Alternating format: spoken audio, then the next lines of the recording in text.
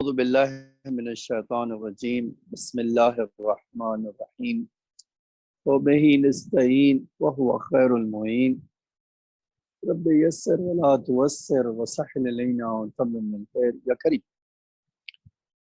معزز ناظرین اور محترم سائمین، روزہ داروں، ہمارے بچوں، ہمارے جوانوں، السلام علیکم۔ میں آپ کے لیے آج ایک اور سٹوری لایا ہوں، داستان قرآن، قصص قرآن۔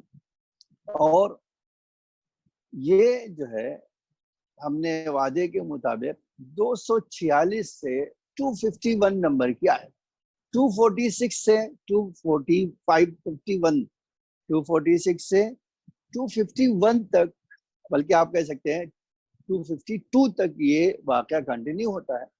اگرچہ سورہ بقرہ میں اس سے پہلے 2 اور نبیوں کا ذکر ہے، لیکن ان کا واقعہ نہیں ہے، ان کی سٹوری نہیں ہے، بلکہ اللہ نے انہیں حکم کیا دیا، انہوں نے کیا جو ہے اس کے مقابل میں انہوں نے کیا کیا، یہ ہے ان کی دعائیں ہیں۔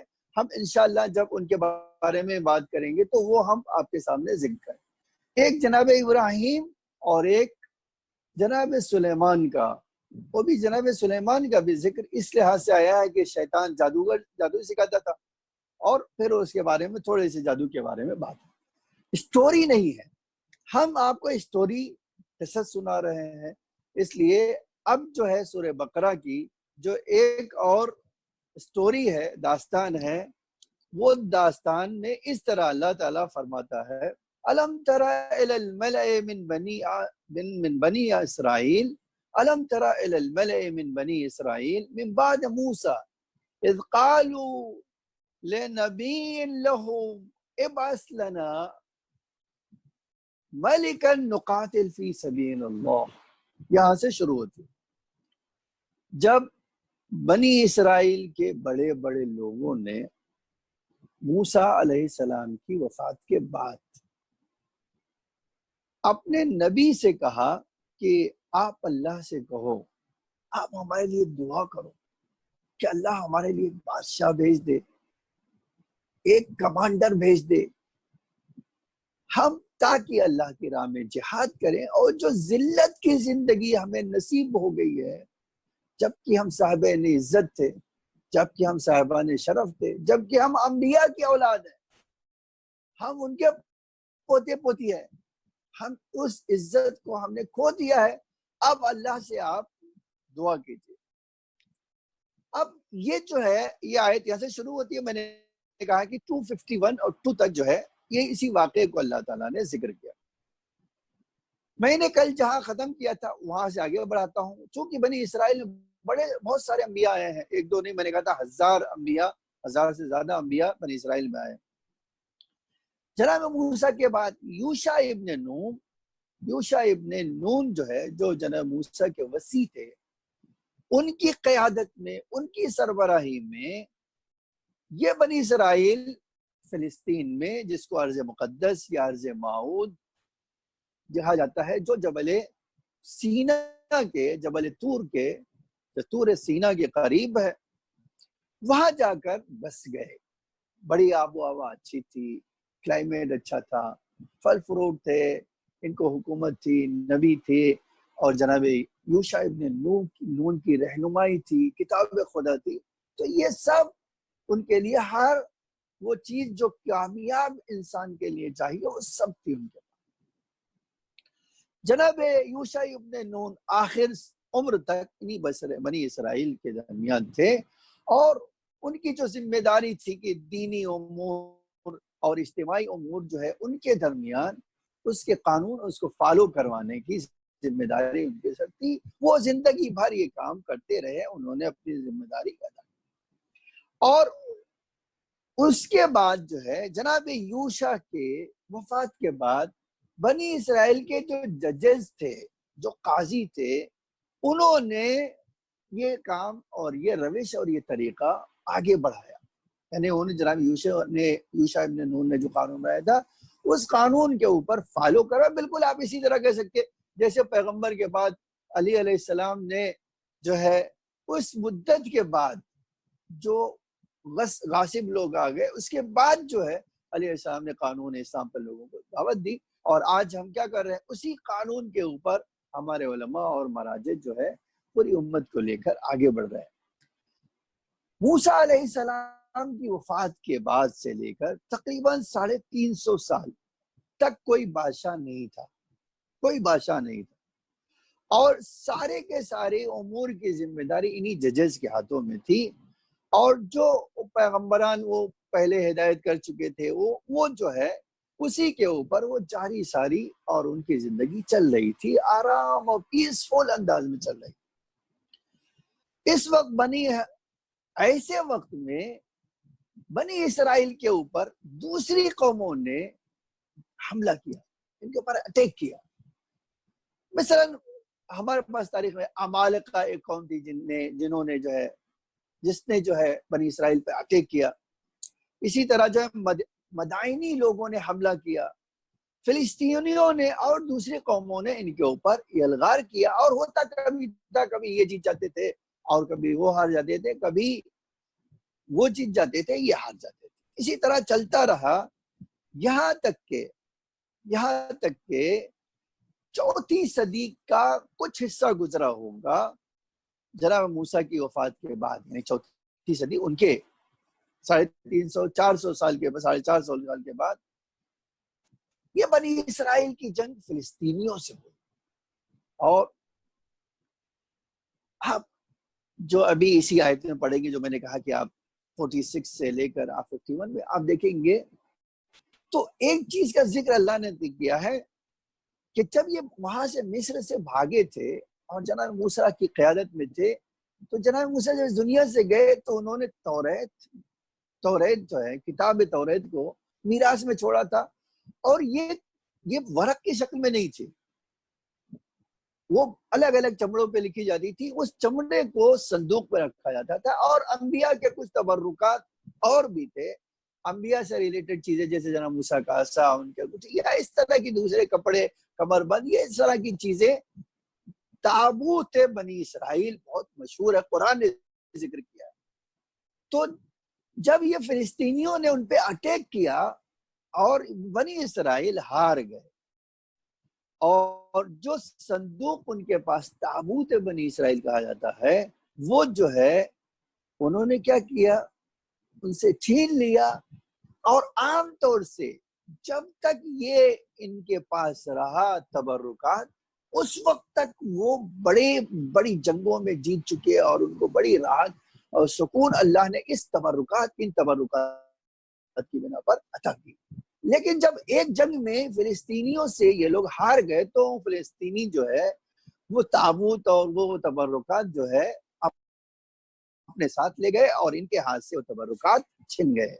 جب یہ چھن گیا ان کے ہاتھوں سے، اب ان کی ذلت کا زمانہ شروع ہو گیا، ہر طرف سے ان کو ہار اور بدنصیبی، آپ کہہ سکتے ہیں بدقسمتی، آپ کہہ سکتے ہیں پلٹ کے اندھیرا ان کی زندگیوں میں آنے لگا، اور دھیرے دھیرے وہ چیز بڑھتی گئی، یہاں تک کہ جناب سمویل کی جو نبی خدا تھے وہ آئے ان کی ہدایت کے لیے۔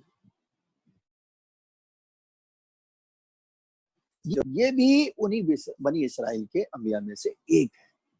اب جب وہ آئے اور ان کے زمانے میں بنی اسرائیل کو پتہ چلا، جان گئے، انالائز کیا، انہوں نے اپنے وجود پہ گہرائی سے غور کیا، پڑھا، اپنی اس اسفبار حرکت کو اور اپنی زندگی کو دیکھا، تو اب یہ ہوا کیوں؟ یہ دیکھیے، کسی کو بھی عزت کے بعد جب ذلت ملے تو نیچرل ہی یہ بہت واضح بات ہے کہ اسے یہ سوچنا چاہیے کہ بھائی اللہ تو ہمیں ذلیل نہیں کرنا چاہ رہا ہے، کیا وجہ ہے، کون سی چیز ہے جس نے ہمیں اس ذلت کو پہنچا دیا۔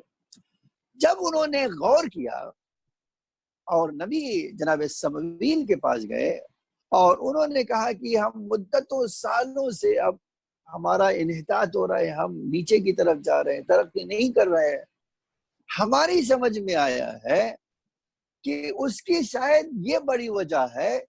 آپ ہماری نبی سے کہا کہ آپ ہماری توجیہ کیجئے، ہماری اصلاح کیجئے، ہمیں بتائیے. ہماری جو سمجھ میں آیا ہے وہ یہ سمجھ میں آیا ہے کہ ہم نے ایسی زندگی کو ترجیح دے دی ہے جو اللہ کو پسند ہے. پوچھا کیا؟ وہ کہتے اب ہمارے وہاں سستی پائی جاتی ہے، کاہلی پائی جاتی ہے، دین خدا میں بہت سارے احکام کے سلسلے میں جو ہے لیزینس پایا جاتا ہے. اور یہی وجہ ہے کہ ہم اب روز انحطاط کا نیچے جا رہے ہیں، مسلسل ہماری زندگی میں تاریکی آ رہی ہے. آپ اللہ سے کہیے کہ ہم اب اپنی زندگی سدھارنا چاہتے ہیں، بس اللہ کہہ دے جو ہمارے لیے کمانڈر معین کر دے، اور وہ کمانڈر ہمیں جس جہاد کے لیے کہے گا ہم اپنے اندر مکمل جو ہے وہ جہاد کر لیں گے، اور اس جو ہے کمانڈر کی قیادت میں جا کر جس سے اللہ کہے گا کہ ہمارا دشمن، اس سے ہم جنگ کریں. جناب سموئیل پہلے سے جانتے تھے اور جانتے تھے کہ یہ لوگ کیسے لوگ ہیں، تو جناب سموئیل نے ان کو سمجھایا اور بتایا کہ دیکھو پہلے تم اپنے اخلاق کو درست کرو، پہلے اپنے روح کو طاقتور بناؤ، تاکہ امتحان کی گھڑی میں تم بھاگ نہ کھڑے ہو، تم سرپٹ بھاگتے ہوئے نظر نہ آؤ، خالی وہ پیغمبر یا ان کا کمانڈر کھڑا رہے اور تم کہیں دکھائی نہ دو. مجھے نہیں لگتا تم لوگ جو ہے سدھرنے والے ہو. تو ایک بار سوچ لو کہ ہم اللہ سے جب اس طرح کی درخواست کریں گے اور اللہ نے بھیج دیا تو پھر ہمارا ایک نیا امتحان شروع ہو جائے گا، اور پھر یاد رکھنا اگر ہم نے اس امتحان میں کامیابی حاصل نہیں کی تو ہمارا کیا نتیجہ ہوگا، یہ آپ اور میں تصور بھی نہیں کر سکتے.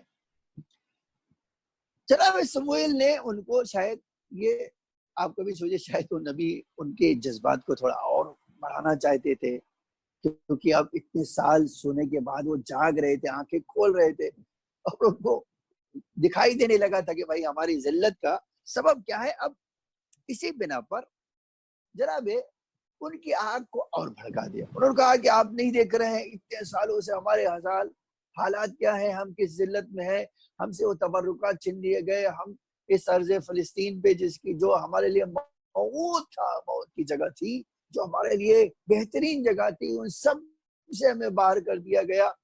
تو اب ہم بیدار ہو گئے، اب ہم جاگ گئے، آپ خالی حکم فرمائیے، آپ جیسا حکم کریں گے ہم اسی طرح اللہ کے قانون کے مطابق اللہ کے رہبر کی نمائندگی میں آگے بڑھیں. جناب سموئیل نے کہا بہت اچھی بات ہے، اگر آپ یہ کہہ رہے ہیں اور تو ہم خدا سے جا کر مانگیں. جناب سموئیل اللہ سے فریاد کرتے ہیں، اللہ سے درخواست کرتے ہیں، اللہ سے مناجات کرتے ہیں. جناب سموئیل کی درخواست کے اوپر جواب آیا کہ اللہ نے طالوت کو تمہارا بادشاہ اور تمہارا کمانڈر بنا دیا. حضرت طالوت کو تمہارا کمانڈر بنا دیا، اور اب تمہیں ان کی جو ہے سرپرستی میں، ان کی گائیڈنس میں اب جہاد کے لیے جانا ہوگا. ٹھیک ہے، اس کے ساتھ جو اللہ کا دشمن ہے، جو راستے سے بھٹک گئے ہیں، ان کو سدھارنے کے نبی موجود ہے حجت تمام کرنے کے لیے، اس کے کمانڈر، اور تمہیں عزت چاہیے تو اب اللہ کے راہ میں جہاد. جیسے ہی یہ کہا حضرت سموئیل نے کہ طالوت، جناب طالوت کو، حضرت طالوت کو تمہارا کمانڈر بنایا گیا ہے، وہی بنی اسرائیل جو اتنے جذبے کے ساتھ، اتنے جو ہے جوش میں آئے تھے، وہ ایک دوسرے کے ساتھ چینی گوئیاں کرنے لگے، دھیرے دھیرے ایک دوسرے کو کہنے لگے، حتیٰ جناب سموئیل کے پاس بھی پہنچے. اور انہوں نے کہا کہ آپ یہ کیسی بات کر رہے ہیں، آپ ان کو کہہ رہے ہیں کہ اللہ نے ہمارا کمانڈر بنایا، جبکہ یہ جو ہے اس لائق ہے ہی نہیں، ان میں تو صلاحیت نہیں پائی جاتی. تو جناب سموئیل نے پوچھا بھائی ان میں کیا نہیں پائی جاتی ہے جو آپ کہہ رہے ہیں ان میں صلاحیت نہیں پائی؟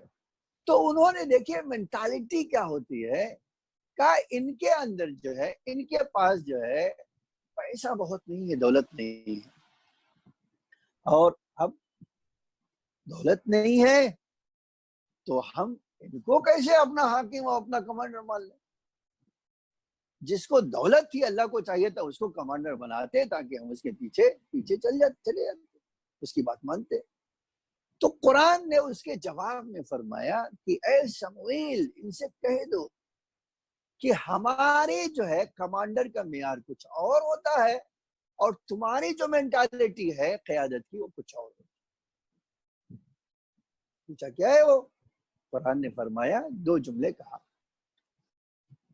جا کر کہہ دو اے سموئیل ان سے کہہ دو ہم نے زادہ بسطۃ فی العلم والجسم، ہم نے جس کو بنایا ہے وہ سب سے زیادہ تم میں سے علم رکھتا ہے اور اس کے پاس تم سب سے زیادہ جسمانی طاقت بھی ہے۔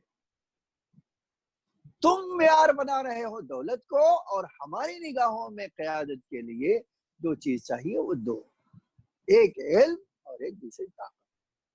آج جو ہے اتنے سال کے بعد دنیا نے یہ سمجھا ہے کہ دولت جو ہے یہ انسان کے اندر قیادت کی صلاحیت پیدا نہیں کرتی ہے۔ قیادت کی صلاحیت جو چیز پیدا کرتی ہے وہ علم اور انسان کی جسمانی طاقت، تاکہ وہ صحیح فیصلہ لے سکے علم کی روشنی میں اور کسی چیز سے خوف نہ کھائے۔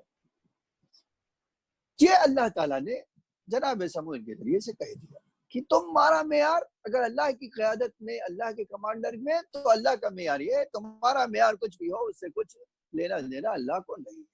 اب جب ٹکا سے جواب ان کو مل گیا تو جو ہے اچھا ٹھیک ہے، اب جب اللہ نے بنا ہی دیا ہے تو ہم اب جہاد کے لیے جانا چاہتے ہیں۔ جناب حضرت طالوت نے کہا ٹھیک ہے تیار ہو جاؤ چلو ہمیں جانا ہے جہاد کے لیے۔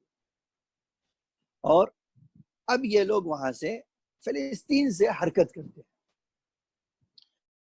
اور اب ظاہر سی بات ہے جب حرکت کرنے لگے تو جناب حضرت طالوت نے ایک بات کہی کہ دیکھو اللہ تعالیٰ آپ سے کہہ رہا ہے کہ راستے میں تم لوگوں کا امتحان ہوگا، یہ چیک کرنے کے لیے کہ تم اپنے جذبے میں کتنے سچے ہو، خالی زبانی دعویٰ دار ہو جب واقعی تم مسلمان اور مومن ہو، یہ اللہ چیک کرے۔ کیسے چیک ہوگا تمہارا امتحان؟ کہا کیسے؟ کہ اس راستے میں جہاں ہم جا رہے ہیں دور ہے اور تمہیں پیاس لگے گی اور شدید پیاس لگے گی اور سامنے دریا بہ رہا ہو، اللہ کہہ رہا ہے جو میرا بندہ ہے میری اطاعت کے لیے میری اطاعت کرتے ہوئے ہرگز پانی نہیں پیے گا، اور جو میری نافرمانی کرے گا میرا بندہ نہیں ہوگا وہ پانی پی لے گا۔ قرآن کہتا ہے کہ میجورٹی نے پانی پی لیا۔ دیکھیے یہ بہت سخت مرحلہ ہے، امتحان تو سخت ہوتا ہی ہے۔ اللہ کہہ رہا ہے کہ پیاس کی شدت ہو، تھکاوٹ ہو، کچھ بھی ہو، اللہ تمہارے صبر اور پیشن کو دیکھنا چاہتا ہے۔ تمہارے پاس ہے کیا؟ تم خالی زبانی دعوے دار کہہ رہے ہو، دعوے داری ہے تمہاری، یا نہیں واقعا تم اللہ پہ ایمان لائے ہو، اللہ کے لیے سب کچھ چھوڑنے کے لیے تیار ہو۔ اب پیاس ہو، تھکاوٹ ہو، راستہ ہو، سفر ہو، قرآن کہتا ہے بہت کم لوگ ایسے تھے جو اس نہر سے پانی نہیں پیا۔ ٹھیک ہے، اس میں حضرت طالوت اور تاریخ نے لکھا ہے 313 آدمی، یہ باقی بچے بقیہ اور سب نے۔ اب جیسے ہی انہوں نے پانی پی لیا کہ آپ جس نے پانی پی لیا ہے وہ جہاد کرنے کے لائق، وہ پہلے امتحان میں فیل ہوگا، وہ کیا اللہ کے راہ جہاد کرے گا؟ وہ تو دشمن کو دیکھ کر ہی بھاگ جائے گا۔ تو ایسا آدمی نہیں چاہیے جس نے کیا ہے اس طرح کی حرکت کی۔ اب 313 کو لے کر ایک بڑے جو ہے لوگ چھٹ گئے اور وہ واپس کر دیے گئے۔ اب جو باقی بچے تھے 313 ان کو لے کر حضرت طالوت جالوت کی طرف جو بادشاہ تھا، اور ہماری تاریخ کہتی ہے، تاریخ میں ملتا ہے کہ اس کے پاس مسلح فوج اور بڑی ٹرینڈ فوج، بڑی طاقت اور بڑا بادشاہ تھا، وہ جو ہے ان کے سے لڑائی کرنے کے لیے یہ مختصر سی فوج جو ہے اب جب جا رہے ہیں تو ان میں اسی فوجیوں میں یہ بات چیت بھی ہو رہی ہے. وہ یہ کہہ رہا اتنی بڑی طاقت اور ہم اتنے سے لوگ کیسے لڑیں گے؟ آخر وہ ٹرین فوج ہے ہمارے پاس، ٹرین لوگ لڑیں گے کیسے؟ تو جو صاحبان ایمان تھے انہوں نے کہا دیکھو اللہ پہ بھروسہ کرو، جب اللہ نے کہا ہے تو اللہ کی اگر مدد شامل حال ہوئی ہم کو تو تھوڑی سی فوج بڑے بڑے لوگوں کے دانت کھٹے کر سکتی ہے، بڑی بڑی فوجوں کے پیر اکھاڑ سکتی ہے، ان کو شکست دے سکتی ہے. اس لیے کہ اسلحے سے زیادہ اسلحے سے لڑائی نہیں ہوتی ہے، ٹرینڈ اور اس سے بہت لڑائی نہیں ہوتی، جذبے سے لڑائی ہوتی ہے. اگر ایمانی جذبہ تمہارے پاس رہا، اگر تمہارے پاس جو ہے اللہ کے حکم کی اطاعت تمہارے دلوں اور جان میں بھری رہی تو تھوڑی سی فوج ان کے اوپر غالب آ جائے. ٹھیک ہے، یہ بات ہوئی اور یہ لوگ چلے.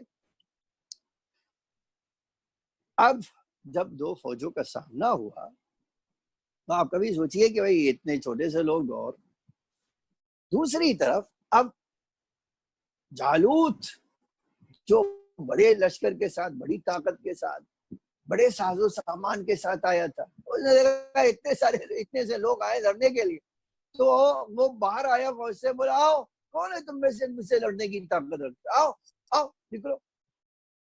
بار بار آ رہا ہے اور سارے یہ بنی اسرائیل بس خالی دبک رہے ہیں دیکھ دیکھ کے اس کی خالی جو ہے للکارنے کو، اس کے خالی داؤ طلب ہونے کو، مثلا مبارزے کے لیے، لڑائی کے لیے بلانے کو دیکھ کر ہی وہ دبک رہے ہیں، پیچھے جا رہے ہیں.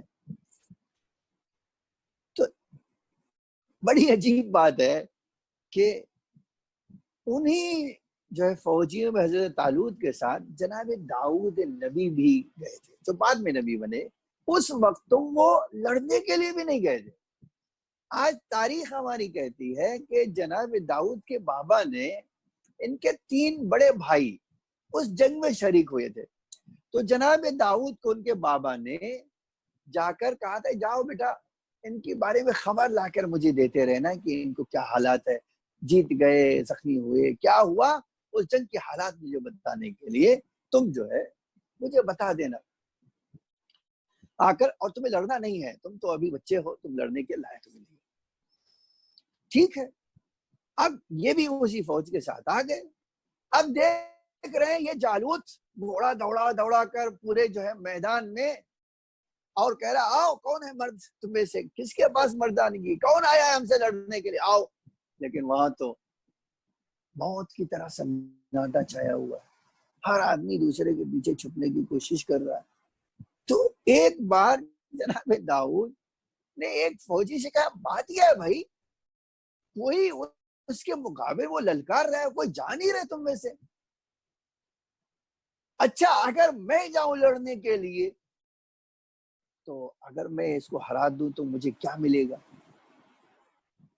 تو فوجیوں نے کہا کہ دیکھو اگر تم اس کو مار سکے، اس کو ہرا سکے گے، تم تو ہرا نہیں سکو گے، تم تو بچے ہو ابھی، لیکن اگر تم ایسا کر سکو تو تمہیں بتا دیتا ہوں بادشاہ اپنی بیٹی بھی تمہیں دے گا اور تمہیں ایک بڑا رتبہ اور عہدہ بھی مل جائے گا. کیا اچھا؟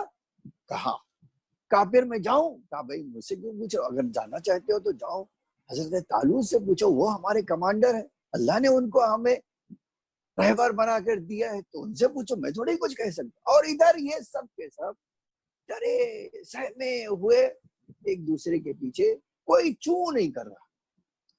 جناب داؤد جو ہے حضرت طالوت کے پاس آئے. جب حضرت طالوت کے پاس آئے اور یہ آپ دیکھیے قرآن کی یہ آیت پڑھیے 251 نمبر، وَلَمَّا بَرَزُوا لِجَالُوتَ وَجُنُودِهِ قَالُوا رَبَّنَا أَفْرِغْ عَلَيْنَا صَبْرًا. تو جب ان کا مقابلہ ہوا تو کہتے تھے اللہ ہمیں صبر عطا کر، کون سی مصیبت میں پڑ گئے، کہاں آ کر پھنس گئے. اب جب جناب داؤد ایک بار گئے، کہاں گئے؟ حضرت طالوت کے پاس، اور کہا کہ میں اس سے جنگ کرنے جانا چاہتا ہوں جالوت سے. اور تو جناب طالوت نے دیکھا کہ ایک دم 14 سال کا 13 سال کا بچہ ہے. تو انہوں نے کہا نہیں بیٹا تم کہاں جاؤ گے اور تم ابھی اس لائق نہیں ہوں گے جنگ پر. تو جناب داؤد نے کہا آپ گھبرائے نہیں, میں بڑا طاقتور ہوں اور میں بڑا ماہر ہوں لڑنے میں. کہا یہ کیسے مجھے پتا چلے تم بڑے طاقتور ہو بڑے ماہر ہو. تو کہا میں اپنے بابا کی بھیڑیں چرانے جاتا ہوں, اور ایک بار ایسا واقعہ پیش آیا ہے کہ میں بھیڑ چرا رہا تھا کہ ایک شیر نے حملہ کر دیا, تو میں نے اس کو شیر کو مار ڈالا, اور یہاں تک کہ اسی کے ساتھ ایک دوسرا درندہ تھا اس کو بھی مار گرا. تو آپ نہ سمجھیے کہ میں ٹھیک ہے میری کم سن ہوں, بہت ٹرین نہیں ہوں, میں فوجی لباس میں نہیں آیا ہوں, میرے پاس کوئی اسلحہ نہیں ہے, لیکن میں بڑا بہادر قسم کا آدمی ہوں, اور میں جو ہے آپ کی فوج میں دیکھ رہا ہوں یہاں تو کوئی لڑنے کے لیے تیار نہیں, میں ہی جا کر اس کا کام تمام کر دیتا ہوں. آپ اجازت دیجیے اور وعدہ کیجیے کہ اگر میں نے اس کو مار دیا تو آپ مجھے اپنی بیٹی عطا کریں گے اور مجھے عہدہ بھی مل جائے گا. اس سے کہا اچھا ٹھیک ہے. جناب طالوت نے کہا کہ اچھا ٹھیک ہے, اگر تم کہہ رہے ہو ایسا اور تمہیں اتنی بہادری ہے اور میری فوج میں سے تو کوئی نہیں جا رہا ہے, تو جاؤ آؤ پہلے تمہیں سجا دوں اور کپڑے پہنا دوں. اور تو بہرحال جناب داؤد کو تیار کیا گیا, اور جناب داؤد کے ذہن میں تو بس اب یہ دشمن اور وہ بڑی تمنا تک رسائی یہی دو چیز ہے. اور کبھی انہوں نے سوچا بھی نہیں تھا اور کبھی جنگ میں گئے بھی نہیں تھے کبھی, لیکن اب شوق اور جو ہے جذبے نے, آپ دیکھیے تاریخ ہمارے پاس کہتی ہے کہ جلدی سے بادشاہ کے پاس آئے اور اس سے یہ تیاری کیا. اور تاریخ نے بڑا عجب جملہ لکھا ہے کہ چند پتھر ہاتھ میں لیے اور حضرت طالوت نے جو لباس جنگی پہنا دیا تھا وہ, اور ایک ہاتھ میں کیا لیا انہوں نے, ڈنڈا, وہ بھی لکڑی جو بھیڑ چرانے والی. تو 5 پتھر اور ایک لکڑی اور لباسی جنگ کا لباس پہن کر روانہ ہوئے. کس سے لڑنے کے لیے؟ وہ جالوت سے, جس کو اس فوج میں کسی کو دیکھنے کی طاقت نہیں تھی, سب نظریں چرا دے, ان سے لڑنے کے لیے. بہرحال آئے اور میدان میں آ گئے اور ایک بار اس کو مخاطب کیا, میں تو اس سے لڑنا چاہتا ہوں, ہے تیری دم تیری ہمت تو مجھ سے لڑ کے دکھا. تو اس نے دیکھا کہ ایک بچہ میرے مقابل میں آئے تو بڑی شرم کی بات ہے, لیکن جب وہ کہہ رہا ہے تو ٹھیک ہے.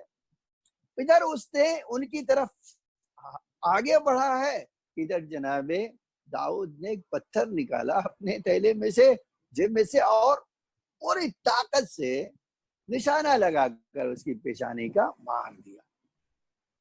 تاریخ کہتی ہے وہ نشانہ صحیح جگہ پر لگا, اس کی پیشانی پر, اور یہ پیشانی پر لگتے ہی وہ ڈھیر ہو گیا. جالوت اپنی جگہ پر ہی ڈھیر گر کے اور جہنم واصل ہو گیا.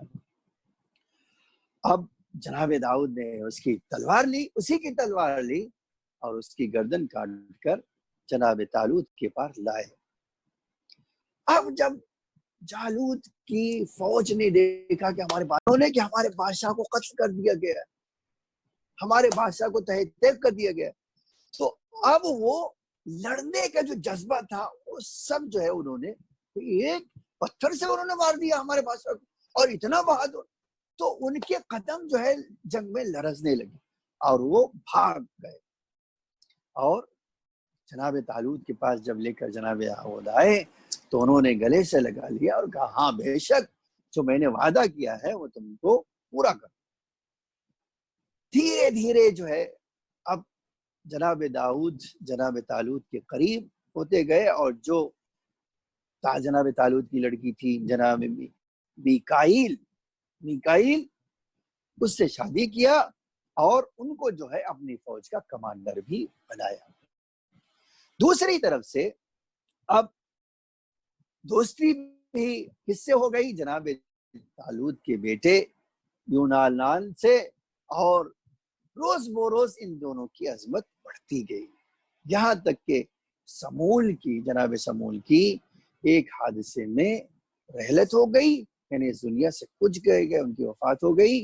اور جیسا کہ انہوں نے جو ہے کہا تھا، جناب سمول نے پیشین گوئی کی تھی کہ جب یہ طالوت کی حکومت ختم ہوگی تو یہ سلطنت کے مالک جناب داؤد ہوں گے، اور نتیجہ یہی ہوا کہ ان کے جو ہے جناب طالوت کی وفات کے بعد، ان کے قتل ہونے کے بعد، یہ حکومت جو ہے بنی اسرائیل کی جناب داؤد کے ہاتھوں میں آئی، اور جناب داؤد نے اپنی حکومت قائم کی، اور جتنی بھی جگہ پر حملہ کیا اللہ کے پیغام کو پہنچانے کے لیے، اللہ نے انہیں کامیابی عطا کی، اور روز بروز ان کا نام اللہ تعالیٰ نے لوگوں کی زبان پر زبان زد اور عام کر دی۔ خوب یہ واقعہ جو ہے، یہ سٹوری 246 نمبر سے آیت سے سورہ بقرہ کی شروع ہوتی ہے اور 251 یا 52 تک جاتی ہے۔ اب اس میں میرے لیے اور آپ کے لیے ایک بہت اہم سبق ہے، وہ کیا ہے؟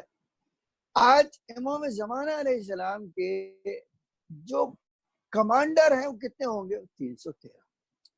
آج بہت سارے لوگ پوچھتے ہیں کہ 313 ہی کیوں؟ جواب وہی ہے جو اس آیت میں بتایا گیا کہ وہ امتحان، کڑے امتحان میں وہ پاس ہو چکے ہیں، بقیہ لوگ اس کے لیے تیار بھی نہیں ہیں۔ میرے دوستوں، میرے جوانوں، تمہیں، میرے بچوں، تمہیں امام کا ناصر بننا ہے۔ وقت آ گیا ہے تمہیں وہ طاقت، صلاحیت، وہ علم حاصل کرنے کے لیے جو تمہیں امام کا ناصر بنا دے، تمہیں امام کا فوجی بنا دے، اور تم ہر امتحان میں، آپ ہر امتحان میں کامیاب بنو۔ روزہ اسی کی علامت ہے۔ انسان 14 گھنٹے 15 گھنٹے بھوکا پیاسا رہ کے صبر کرنا سیکھتا ہے۔ یہ صبر کرنے سے کیا ملے گا اس کو؟ ایک وقت ایسا آئے گا جب اللہ اس کو علم عطا کرے گا اور جسمانی طاقت بھی عطا کرے گا، تاکہ وہ اپنے امام کی نصرت کرنا چاہے، تو جب آسمان سے ندا آئے کہ اہل بیت کا آخری بیٹا حضرت مہدی علیہ السلام ظہور کر گئے ہیں، یہ بچہ، آپ فوراً اپنی جگہ سے اٹھ کر امام کی بارگاہ میں امام کے سپاہی بننے کے لیے پہنچا۔ آپ جان لیجئے یہ 313 خالی امام کے نہیں، جنگ بدر میں بھی پیغمبر کے جو جنگجو صحابی تھے وہ بھی 313 تھے، اور مقابل میں 3000 تھے، لیکن وہاں پر بھی علی علیہ السلام کے شجاعت نے کیا کیا؟ امام جبکہ بہت کم سن تھے، وہ ان کے شجاعت نے وہ پورا مارکا سر کر دیا۔ اور آپ دیکھیے جیسے یہاں حضرت طالوت کی بیٹی سے شادی ہوئی، وہاں بھی حضرت علی علیہ السلام کی شادی حضرت زہرا سلام اللہ علیہ۔ تو قرآن جو واقعات نقل کر رہا ہے، ایسا نہیں ہے اس کا امت محمد سے کچھ، اس کا گہرا تعلق امت محمد سے۔ اسی لیے جب آپ یہ سن رہے ہوں تو دل کی گہرائی سے سنیے بھی، اور یقین جانیے کہ آج مجھے اس طرح کا انسان جو امام کو پسند ہو، اللہ کو پسند ہو، قرآن کے انہی پیغام سے لے کر سنوارنا اور سجنا۔ اگر سج لیا، سمر لیا، یقین جانے امام تک آپ کو جانے کی ضرورت نہیں ہے، امام آپ تک خود آپ کو دیدار کروا دے۔ یہی بات ختم کرتا ہوں۔ فآخر دعوانا ان الحمد للہ رب العالمین۔ اللہ مجھے اور آپ کو قرآن سننا، قرآن پڑھنے اور قرآن پہ چلنے والوں میں قرار دے، اور ہمارے اندر وہ جذبات، علم اور صبر و جافشانی، ایثار پیدا کرے، تاکہ ہم اپنے امام، اپنے دین، اپنی ملت، اپنی قوم کی خدمت کر سکیں۔ اللہ آقا امام زمانہ علیہ السلام کے ظہور میں بیوی کے صدقے میں تعجیل فرمائے، اور ہم سب کو آقا کے غلاموں میں شمار فرمائے۔ فآخر دعوانا ان الحمد للہ رب العالمین۔ اللہم صلی اللہ علیہ وسلم۔